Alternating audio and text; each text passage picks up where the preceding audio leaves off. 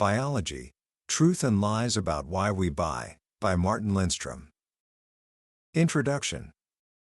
Have you ever walked out of a store, looked at the bag in your hand, and thought to yourself, why did I just buy that?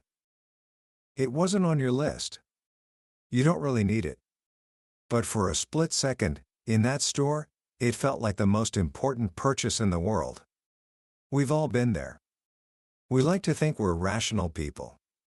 We make logical choices based on price, quality, and need. But what if I told you that was a lie, a comforting story we tell ourselves, while a much older, more powerful force is really pulling the strings? Imagine a group of smokers in a London laboratory. They're being shown graphic, horrifying images on the side of cigarette packs, pictures of blackened lungs, diseased gums, and cancer-ridden throats. They're asked a simple question: do these warnings make you want to smoke less? And almost every single one of them says, yes, absolutely. They say it with conviction. They believe it. But inside a massive, $4 million brain scanner, their brains are telling a very different story. While they are looking at these anti-smoking warnings, a tiny region deep inside their brain, a little spot known as the craving center, is lighting up like a Christmas tree. The warnings weren't discouraging them. They were actually acting as a trigger, a subtle cue that stimulated their desire to smoke. This shocking discovery is at the heart of one of the most ambitious marketing studies ever conducted. For 3 years, at a cost of over $7 million, a man named Martin Lindstrom embarked on a global quest. He wasn't just another marketer. He was a detective, and the crime scene was the human mind. His investigation took him from the boardrooms of the world's biggest companies to high-tech neuroscience labs, recruiting over 2,000 volunteers from across the globe to have their brains scanned. His mission was to uncover the hidden truths about what we want, what we fear, and what makes us reach for our wallets. The book that came from this journey, Buyology, isn't just about shopping. It's about the subconscious forces that shape our lives. Today, we're going to pull back the curtain on his findings. I'm going to share with you the secrets that lie deep within your own mind, the invisible scripts that guide your decisions every single day. By the end of our time together, you won't just understand why you buy. You'll understand a fundamental truth about why you do almost everything you do. You'll see the world of advertising, branding, and even your own desires in a completely new light. This isn't just a book summary, it's a journey into the hidden architecture of your own mind. Book summary. Our journey begins with a fundamental, and perhaps unsettling truth. We are terrible witnesses to our own motivations. We are strangers in our own minds. For decades, companies have spent billions of dollars on market research, asking us what we want, what we like, what we'll buy. And for decades, they've been getting it wrong. 8 out of every 10 new products launched in the United States fail within the first few months. Not because the companies are foolish, but because they've been listening to what we say, not what our brains do. Martin Lindstrom saw this disconnect everywhere. He was a branding expert, the guy companies called when their products were failing. He realized that traditional methods were like trying to understand the ocean by looking only at the surface. The real currents, the deep and powerful forces, were hidden from view. He knew the answers didn't lie in surveys or focus groups. They lay in the 3 pounds of tissue between our ears. And so, he launched the largest neuromarketing study in history. The first myth he set out to demolish was the idea that we can be scared straight. His experiment with the smokers and the warning labels was the first clue. When the smokers said the labels worked, they weren't lying. Their conscious, rational minds truly believed it. But their subconscious brains, the part that runs on instinct and craving, heard a different message. The gruesome images were so tied to the act of smoking that they inadvertently triggered the very behavior they were meant to prevent. This single discovery sent a shockwave through the worlds of health and advertising. If frightening people with the truth doesn't work, what does? And it revealed the central drama of this book, the constant, silent battle between our rational, modern brain and our ancient, emotional one. And in that battle, emotion almost always wins. There's no better example of this than the legendary war between Coca-Cola and Pepsi. For years, Pepsi ran a campaign called the Pepsi Challenge. They'd set up tables in malls and ask people to take a blind taste test. Over and over again, the results were the same. More than half the people preferred the taste of Pepsi. It's a little sweeter, and in a small sip, that sweetness wins. So, Buyology, Pepsi should have been the #1 soda in the world. But it wasn't. Not even close. Coke has always dominated. Why? Years later, a neuroscientist named Reed Montague decided to recreate the experiment, but this time, with an effery machine. In the first round, a blind taste test, the results were the same as the old Pepsi challenge. People's brains showed more activity in the region associated with taste and reward when they drank Pepsi. But then, Montague did something different. He repeated the test, but this time, he told the participants which brand they were drinking beforehand. Suddenly, everything changed. 3/4 of the people now said they preferred Coke. And their brains showed it. It wasn't just the taste center lighting up anymore. Now, a whole new area was activated, the medial prefrontal cortex, the part of the brain associated with higher thinking, memory, and emotion. What was happening?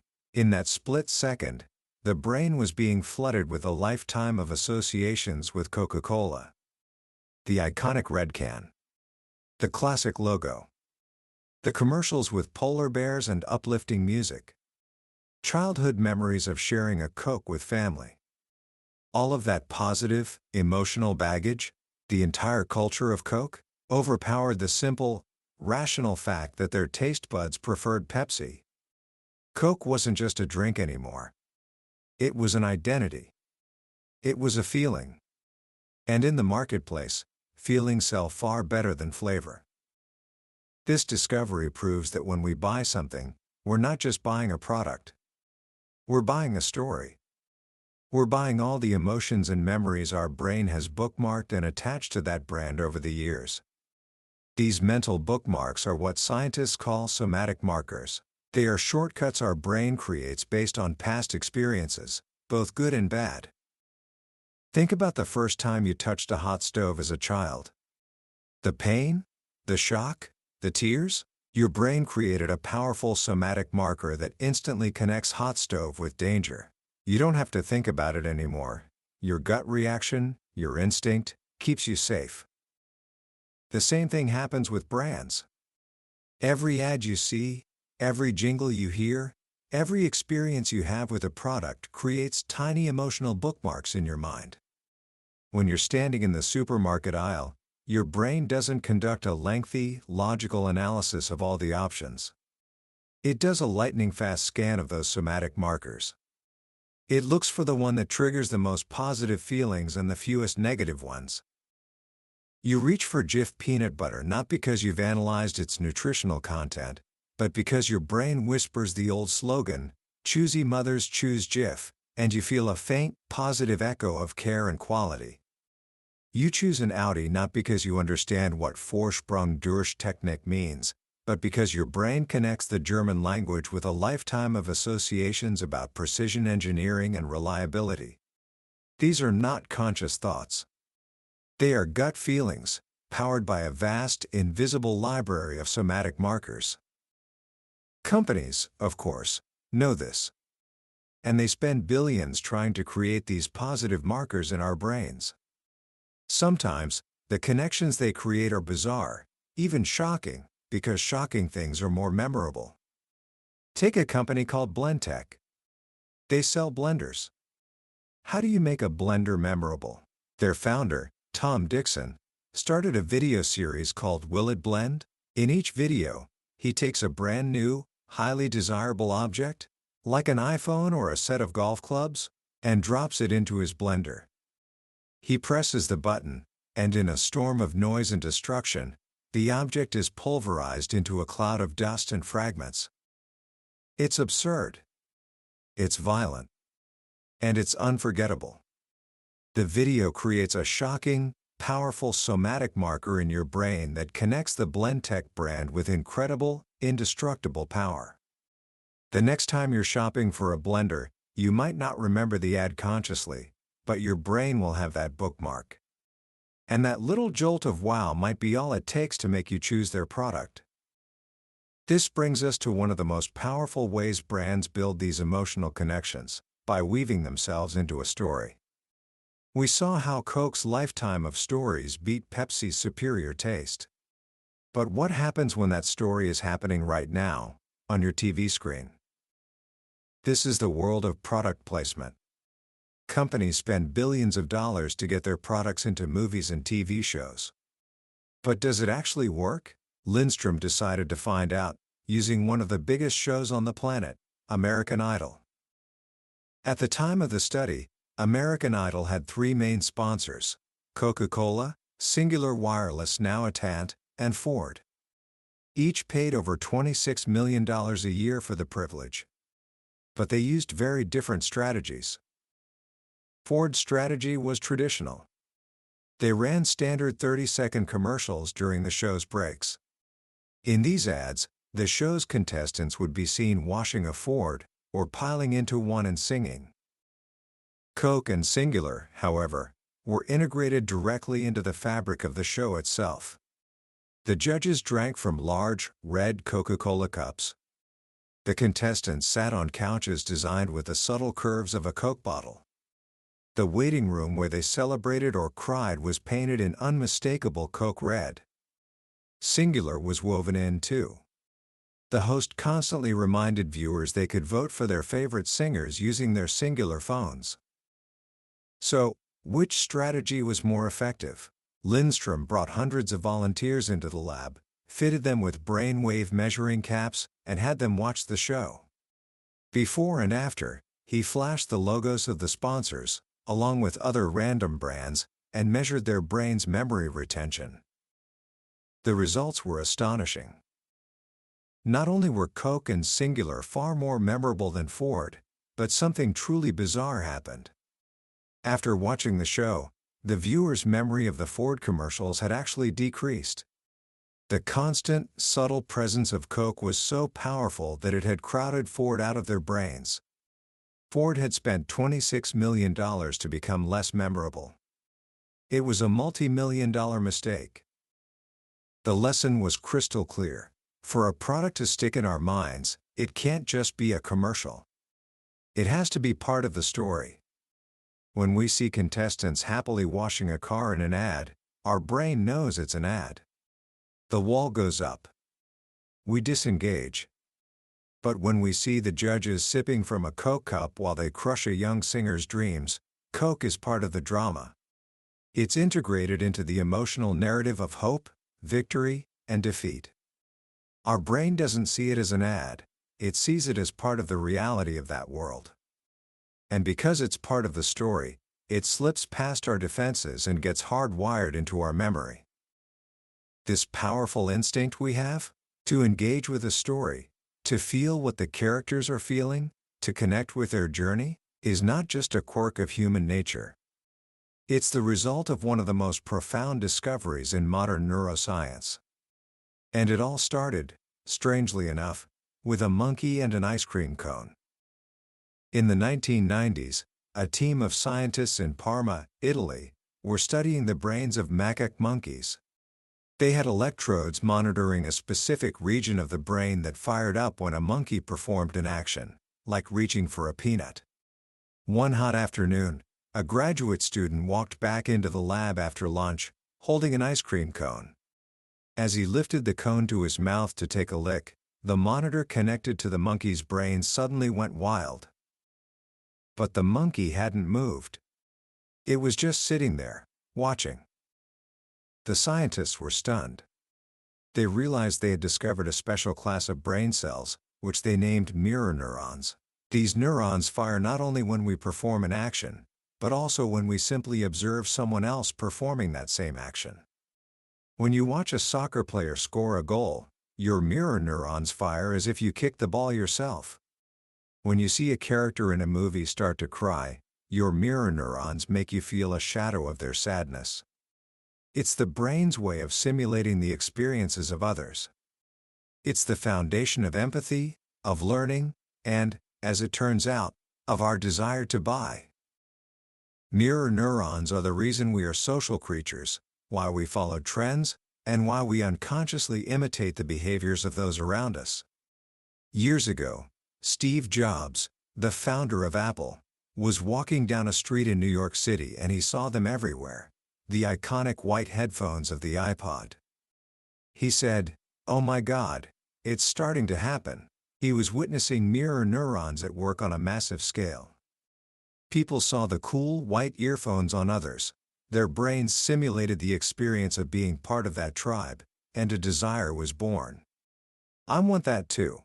I want to be like them. This is the secret engine behind so much of advertising. When we see a model looking slim and confident in a pair of jeans, our mirror neurons let us mentally try on not just the jeans, but the feeling of confidence. When we play a video game like Guitar Hero, our brain gives us a taste of what it feels like to be a rock star. We aren't just buying an object, we're buying an identity. We're buying a feeling. And that feeling is amplified by a powerful chemical in our brain: dopamine. Dopamine is the neurotransmitter of anticipation and reward. When you see something you desire, a new pair of sneakers, a shiny new phone, your brain releases a little hit of dopamine. It's a rush of pleasure, a promise of future happiness. That dopamine surge is what makes you feel that intense "I need to have this now" impulse. It's so addictive that it can override our rational mind completely. As one Harvard economist puts it, our emotional brain wants to max out the credit card, even though our logical brain knows we should save for retirement. Lindstrom points to Abercrombie & Fitch as a master of using both mirror neurons and dopamine. They place huge posters of young, impossibly good-looking, half-naked models at their store entrances. As a teenager, you walk by, and your mirror neurons fire up. You imagine yourself being part of that cool, popular, attractive group. Then you step inside. The store is designed like a dark, loud nightclub. The air is thick with their signature cologne. The salespeople look like they just stepped out of the posters. Before you've even touched a single shirt, your brain is already sold on the feeling, the identity. As you head to the checkout, your dopamine levels are soaring with the anticipation of the purchase. You're not just buying a t-shirt. You're buying a ticket into that tribe. You're buying a shot of cool. This deep, primal desire to belong and to imitate is powerful. But what about the messages that we don't even consciously see? This leads us to the shadowy world of subliminal advertising.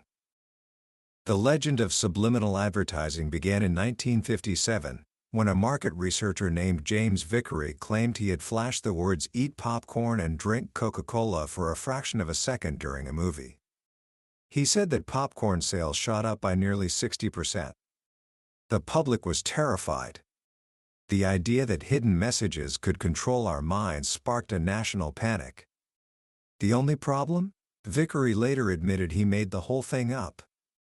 The experiment never happened. But even though the original story was a hoax, Lindstrom's research revealed that a more sophisticated, and far more powerful form of subliminal messaging is very real, and it's being used all the time. Again, he turned his focus to the tobacco industry.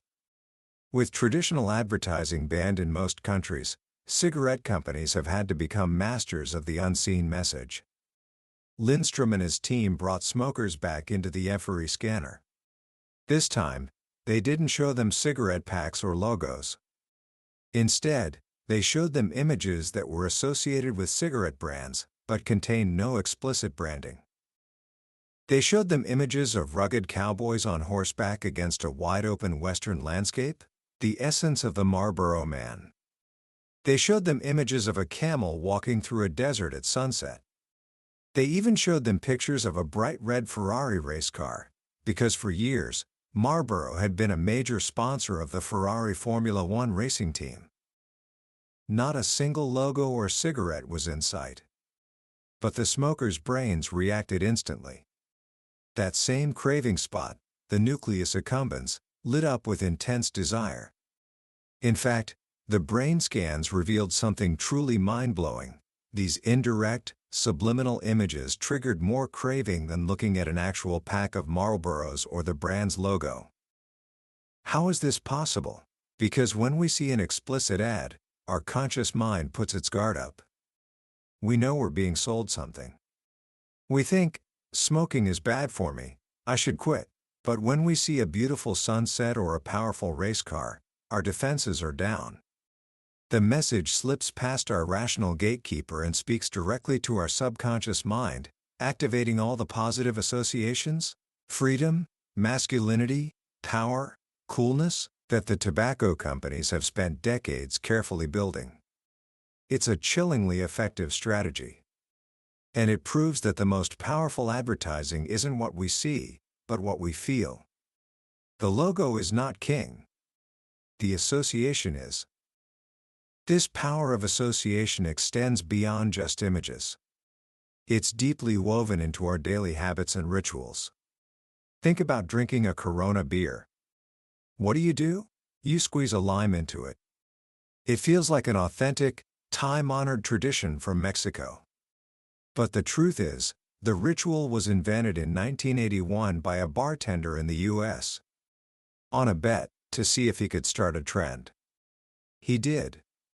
And that simple, invented ritual is credited with helping Corona overtake Heineken as the top imported beer in America. Or think about pouring a Guinness. There's the slow, two-part pour, the patient wait for the creamy head to settle. It feels like a sacred tradition honoring the craft of the beer. But in the 1990s, Guinness was losing sales because customers didn't want to wait so long for their beer. So the company turned a negative into a positive. They launched a brilliant ad campaign with the slogan, "Good things come to those who wait." They turned the delay into a ritual of anticipation, a mark of quality. These rituals matter. In a chaotic and uncertain world, they give us a small sense of control, of comfort, of familiarity. And brands that have rituals associated with them become stickier in our minds. When we twist open an Oreo cookie or dunk it in milk, we're not just eating a cookie, we're participating in a shared cultural ritual. These actions forge an emotional connection that goes far deeper than taste. They make a product feel like a part of our lives. As Lindstrom dug deeper into this world of ritual and belief, he started to wonder just how far this connection went. He noticed that the way people talked about their favorite brands, Apple, Harley-Davidson, Guinness, sounded a lot like the way people talk about their faith. They spoke of loyalty, of belonging, of a shared identity. They were evangelists for their chosen products. Could it be that our most powerful brands are tapping into the same deep psychological needs that religion serves? It was a provocative, even controversial idea. To test it, Lindstrom and his team designed their most daring experiment yet. They brought a group of volunteers, all of whom rated themselves as religious or spiritual, into the brain scanner. They showed them a series of images. Some were powerful religious icons, a rosary, a cross, Mother Teresa, the Pope. Other images were from strong, beloved brands, what Lindstrom calls smashable brands, meaning they are so iconic you could smash the product into 100 pieces and still recognize it. Brands like Apple, Harley-Davidson, and Ferrari. Finally, they showed them images from weaker brands, like Microsoft and BP. What they found was groundbreaking. When the volunteers looked at the images of the strong brands, like the iPod or the Ferrari, the patterns of activity in their brains were identical to the patterns they showed when looking at the religious icons. The same areas associated with meaning, memory, and emotion lit up. In the brain, there was no discernible difference between the spiritual reverence for a rosary and the brand reverence for an Apple product. Weak brands, on the other hand, activated completely different, less emotional parts of the brain. The experiment revealed that the world's most successful brands have, in fact, become the new religions. They provide the 10 pillars that almost all major faiths share: a sense of belonging, a clear vision, power over enemies, think Apple versus PC, sensory appeal, storytelling, grandeur, evangelism, symbols, mystery, and rituals. Apple isn't just a tech company. It's a belief system. Its stores are like temples. Its product launches are like religious services with a charismatic leader, Steve Jobs, as the high priest. Its followers are a tribe of believers. Buying an Apple product isn't just a transaction, it's an affirmation of identity. This deep, almost spiritual connection is forged not just through ideas, but through our senses. For too long, marketers have focused almost exclusively on our eyes, bombarding us with logos and visual ads. But Lindstrom's research shows that our other senses, smell and sound, are often far more powerful. Our sense of smell is the most ancient and primal. It's the only sense that bypasses the rational part of our brain and travels directly to our emotional centers. A certain scent can transport you back to childhood in an instant. Companies know this. The new car smell you love? It often comes from an aerosol can. The delicious aroma of baking bread in a supermarket? It's sometimes pumped through the vents from an artificial scent machine to make you feel hungry and buy more.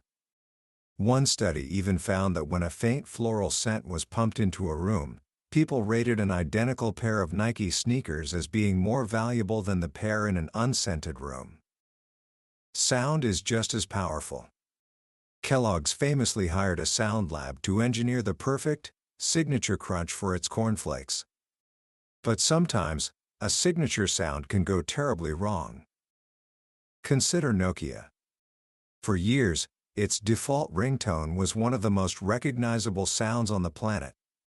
You'd think this would be a huge asset for the brand. But Lindstrom was suspicious. He noticed that whenever he heard that tune, he felt a jolt of anxiety. So, he put it to the test. In the lab, volunteers were shown images of Nokia phones, and their brains registered a positive response. They liked the phones.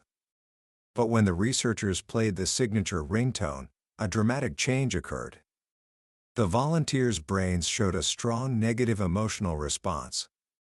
Hearing that sound actually suppressed the positive feelings they had for the product. The sound, once novel and cool, had become a powerful negative somatic marker. Our brains had linked it to 1,000 interruptions, a call from the boss during dinner, a phone ringing in a quiet movie theater, the stress of being constantly available. That iconic sound was, in fact, killing the brand. This discovery highlights the delicate, and often invisible, dance between a brand and our subconscious mind. A single sensory input can make or break our emotional connection. So, after all this exploration into the hidden corners of the consumer mind, one big question remains. If traditional market research is so flawed, can this new science of neuromarketing actually do what every company dreams of? Can it predict the future? Can it tell if a product will be a hit or a flop before it's even launched? For the final experiment, Lindstrom's team was hired to test the pilot for a new TV game show called Quizmania. It was a loud, chaotic, and, to many, an obnoxious show. The researchers gathered 200 volunteers. First, they were asked to fill out a traditional questionnaire about whether they liked the show and if they would watch it.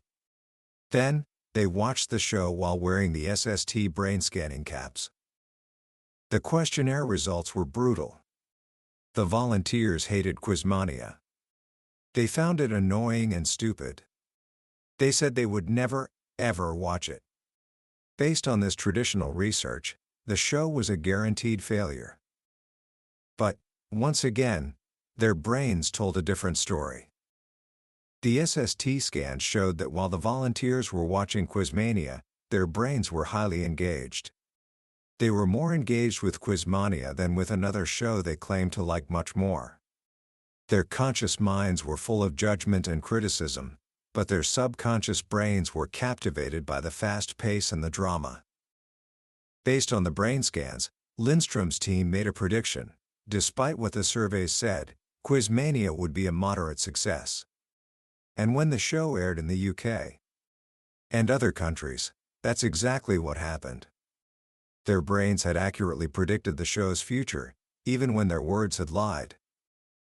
The implications are enormous. Neuromarketing could save companies hundreds of millions of dollars by preventing flops like New Coke or the Segway. But more importantly, it holds up a mirror to ourselves. It shows us that what we think we want, and what truly captures our attention, are often two very different things. And finally, we come to the one topic that advertising has used for over a century: sex. Does it really sell? The research suggests a surprising answer: not really, and often, not at all. Yes, sexual imagery grabs our attention. But it often grabs too much attention. Researchers call it the vampire effect. The sexy content is like a vampire that sucks the life out of the brand message. In studies where men and women were shown ads with suggestive content, their eyes were glued to the models, but they couldn't remember the brand or the product being sold. Their memory was actually worse than for non-sexual ads. So why is it everywhere? Because while sex itself may not sell, controversy does. Brands like Calvin Klein and American Apparel built empires by pushing the boundaries.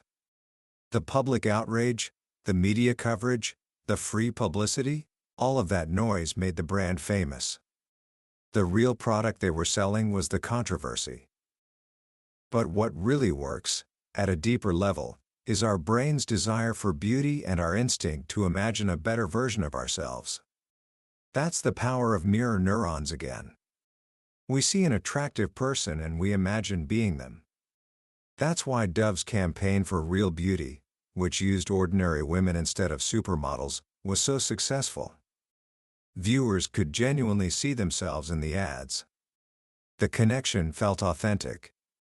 And in an increasingly artificial world, authenticity is what our brains crave most. The future of advertising may not be about overt sex, but about creating real, relatable stories that allow us to see the best versions of ourselves. Commentary. As we step back from this fascinating journey into our own minds, what do we take away from it all? Martin Lindstrom's Buyology is more than just a collection of clever marketing tricks. It's a profound look at the human condition. It reveals that beneath our thin veneer of rationality, we are creatures of emotion, instinct, and deep-seated desires we are barely aware of. The most powerful lesson, for me, is the humility this knowledge brings. It's humbling to realize that so much of what we do, from choosing a brand of soda to our response to a public health message, is guided by these invisible forces. Our brains are running on ancient software, developed for a world of survival, not a world of shopping malls and online ads. And modern marketers have become incredibly adept at speaking the language of that ancient brain. This doesn't mean we are helpless puppets. In fact, the opposite is true. By understanding these subconscious triggers, we gain a new level of control. This book acts as a sort of inoculation. When you walk into a store now and smell that enticing aroma of fresh-baked cookies, you can pause and ask yourself, is that smell real, or is it designed to make me hungry? When you see an ad that plays on your insecurities, you can recognize the strategy and choose not to let it affect you. When you feel an irrational pull towards a certain brand, you can smile, knowing the complex web of somatic markers and mirror neurons at play in your own mind. Knowledge, in this case, truly is power. It's the power to be a more conscious consumer, a more aware citizen, and a more self-aware human being. So, here are a few simple things you can do. starting today, to apply these lessons. First, become an observer of your own impulses. The next time you feel a strong urge to buy something you hadn't planned on, just pause for a moment. Don't judge it, just notice it. Ask yourself, what triggered this? Was it an image, a sound, a smell, a feeling of wanting to belong? Simply observing the process can begin to break its hold on you. Second, question the story. Every successful brand is selling a story. Apple sells creativity and rebellion. Nike sells victory and perseverance. Coca-Cola sells happiness and connection. The next time you're drawn to a product, ask yourself, what is the story this brand is telling me? And is that a story I truly want to buy into? Separating the product from its narrative can give you incredible clarity. And third, engage your senses consciously. Since we know our senses are powerful gateways to our emotions, use them to your advantage. Notice how different environments make you feel. The calming effect of one store, the frantic energy of another. By paying attention to how sights, sounds, and smells affect your mood, you become the master of your own emotional state, rather than a passive recipient of a marketer's carefully designed experience. Biology doesn't give us a map to the buy button in the brain, because one doesn't exist.